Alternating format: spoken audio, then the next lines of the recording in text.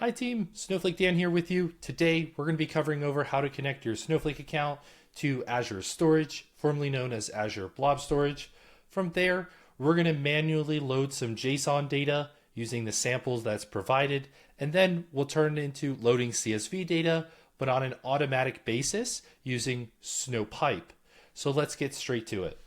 So here on the screen, we'll notice that we have a tutorial. We're going to use this tutorial throughout the process. We're going to have images, we're going to have code snippets, and we're going to have some sample data to download. So let's start with the sample data.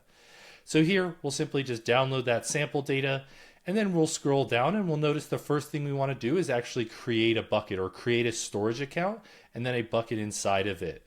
So let's switch over to Azure. We'll go to storage accounts and we'll create a new one. Now, I'm going to create a new resource group. I'm going to simply call it Daniel Wilczak. We'll click OK. And then from there, we'll have to give it a name. So I'm going to call it Daniel Wilczak 1 because I've already done this tutorial before and Daniel Wilczak is taken. Next, we'll want to head to the bottom and click Review and Create because everything else is going to be the default. And so it'll start validating what the bucket credentials are, and we'll simply click Create. Now Azure might take a few moments to actually create the resource, so we can head back to the tutorial, scroll down a little bit, and we'll notice the next thing we have to do is create a container, and then inside that container I'm going to use the name data, and then we can click into that data and start uploading that sample data. So let's head back and see if our resource has been created. It's still deployment in progress. Actually, it's finished now. So we'll go to that resource. So we'll head over to data storage, containers, and we'll create a new container. And like I said, I'll call mine data. We'll want to keep this name in mind because we'll use it later. So we'll click create, and then we'll head into data, and we'll want to upload that sample data that we were given earlier. So I'll open that up. It's a zip file. We'll unzip it and we'll notice that we get a data folder. We'll want to grab only the JSON and the CSV folder. We'll put it in there and click upload. And now we've got a CSV folder with a sample CSV in there and the same with the JSON. Perfect. So let's head back to our tutorial. We'll scroll down a little bit more. And the next thing it's asking us for is to go to tenant properties to retrieve what's known as our tenant ID. So we'll use this tenant ID in Snowflake. So I'll simply go to the search bar and I'll type in tenant. I think I already had it in there. Tenant properties. And then what we'll want to copy is actually the tenant ID. So we'll simply copy that. And then I need to put it somewhere. Well, the best place to put it is actually in Snowflake because that's where we're going to use it. So we'll head over to Snowflake. We'll want to go to projects and then worksheets, and then we'll add a new worksheet. And so in here, I'll simply comment out and add our tenant ID. Great. So let's now head back to our tutorial.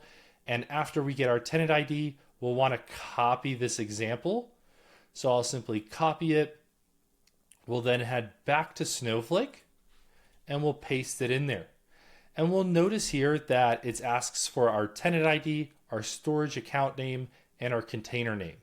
So if we remember, we can copy our tenant ID here. We'll simply paste that in as our tenant ID. And then for the storage account name, this is what we gave the name of the storage account we did in the first step. In my case, it was Daniel Wilczak 1. And then it asks for the container name. So here, if we remember, it was data.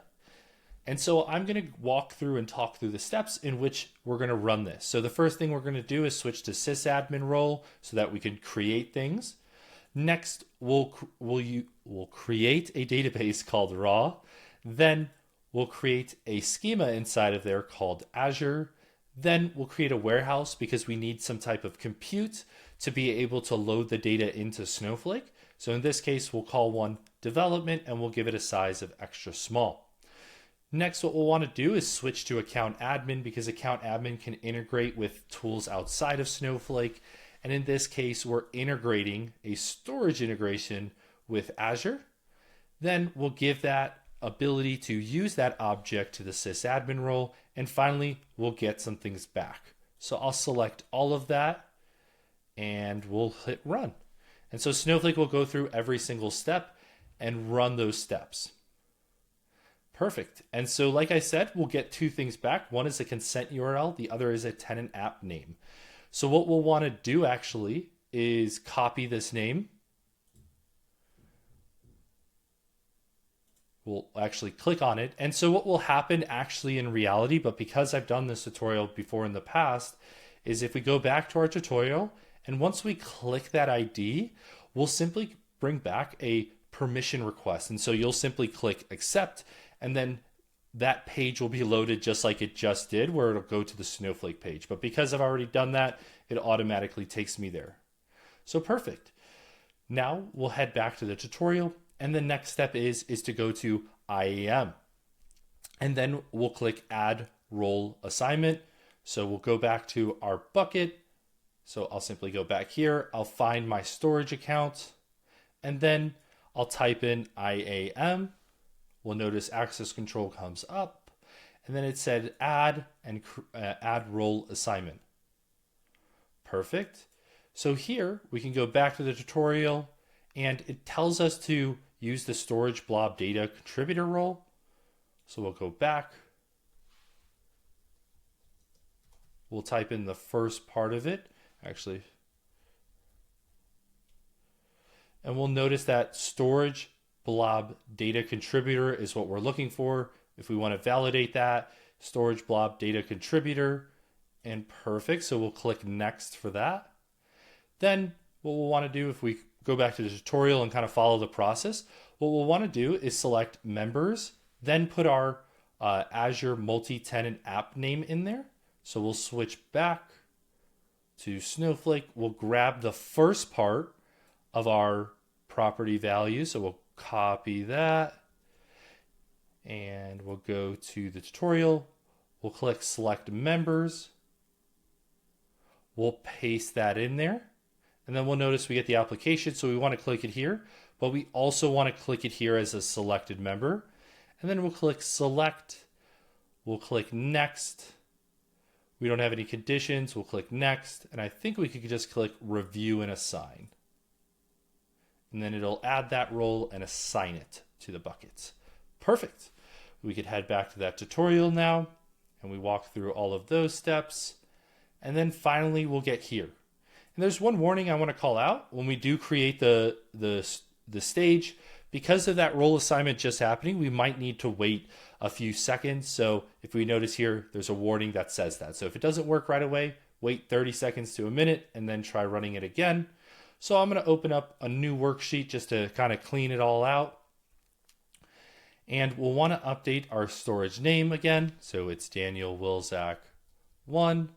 And then the container name, which again was data. And then we can simply select this first part because I'm going to walk through the next steps. Perfect. So our stage area has been created. And so now if I wanted to, I can go to raw, to Azure, and we'll notice we have a stage here. And what's cool about this stage is we can click into it to see some more details. And if we wanted to, we can now see the CSV folder and the JSON folder. So if I click into those, we can see that same sample data. So this is an insight to your bucket right inside of Snowflake, which I find to be super cool. And we're going to actually showcase how this user interface can go a little bit further by loading data using the UI in a few moments. So let's head back to the tutorial. We'll notice that we need to run some other pieces of code to be able to manually load some JSON data. So we'll head back to Snowflake. We'll go back. We'll first create a file format. In this case, we are manually creating a file format, but there is a native JSON type. But in here, I wanted to showcase how you could specify that file format. So we'll click create. We'll notice if we refresh on the left side, we now have that file format. And the same is we'll create a table. Now what's special about this table is we'll want the file name, and then we'll also want a field called data, or a column called data. And this column is going to be a variant. So Snowflake does natively support semi-structured data, which we're going to utilize in a second. So if I click refresh, we'll notice that. And we'll notice if I click on it, we'll notice we have 0 rows in it. Great, so let's load some data. So what we're going to do to load some data is use the copy into command.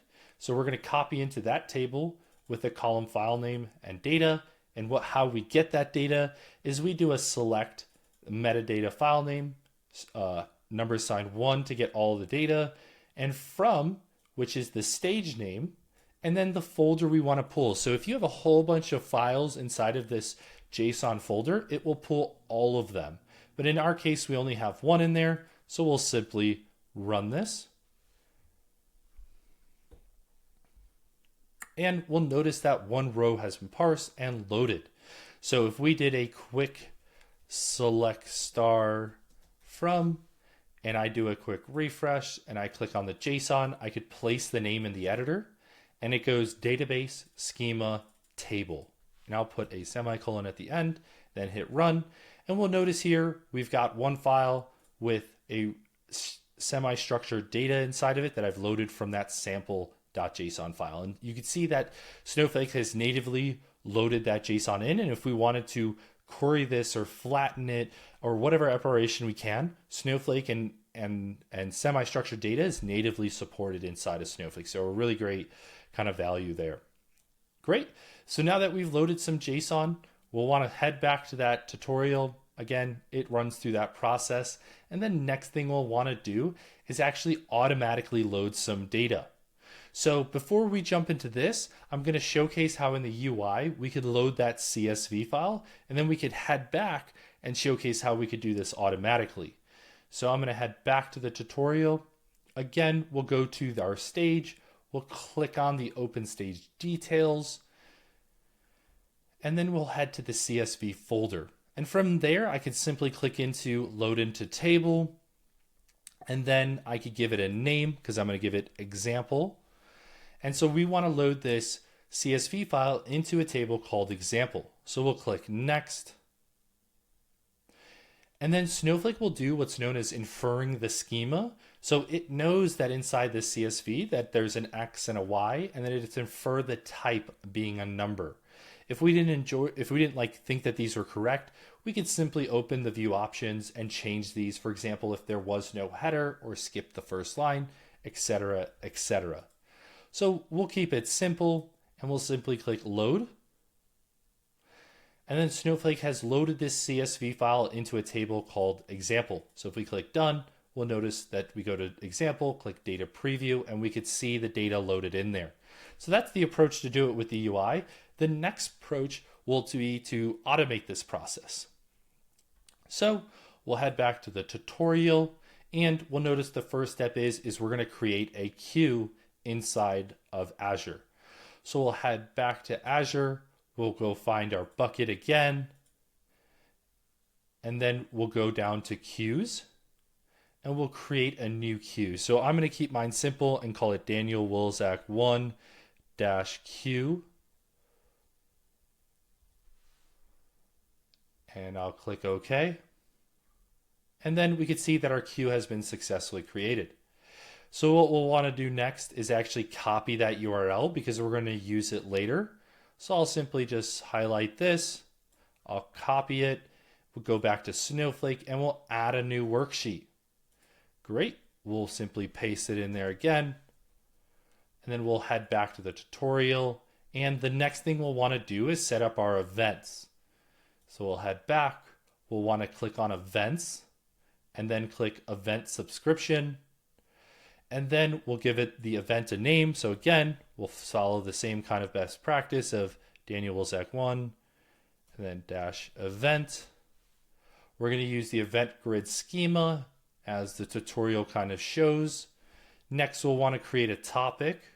So here, again, I'll call it Daniel Wilczak 1-topic. Perfect. And then for the event types, we'll simply do, instead of deleted, we only want to know about created.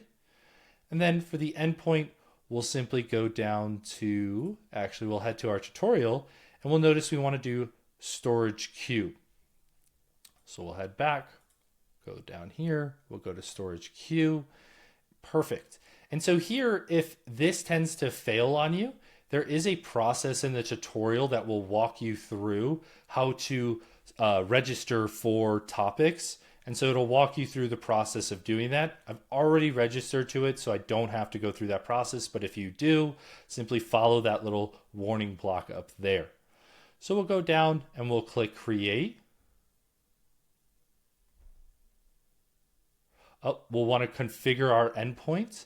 So we'll click our storage account first. We'll click on that, and then we'll click on our queue. My apologies, just part of the process of missing some things during a tutorial. Then we'll click create.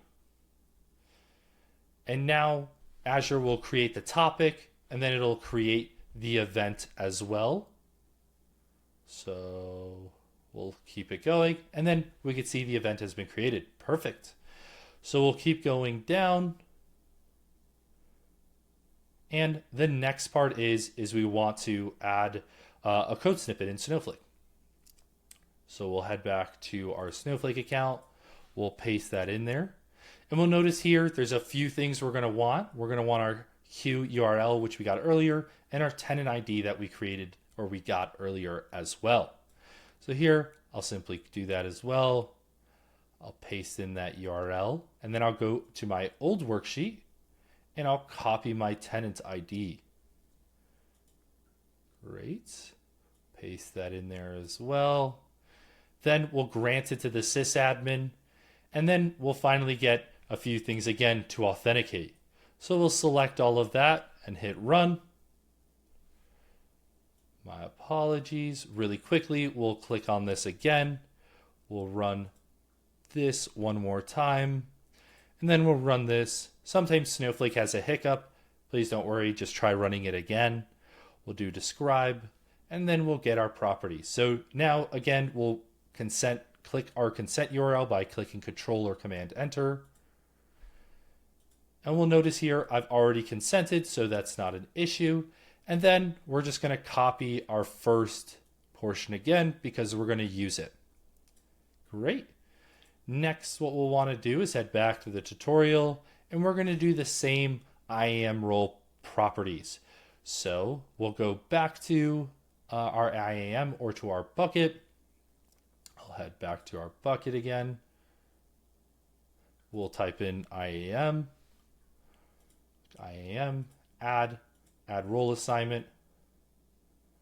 And then this time it'll be a little bit different. And this time it'll be the storage queue data contributor. So we'll type that in.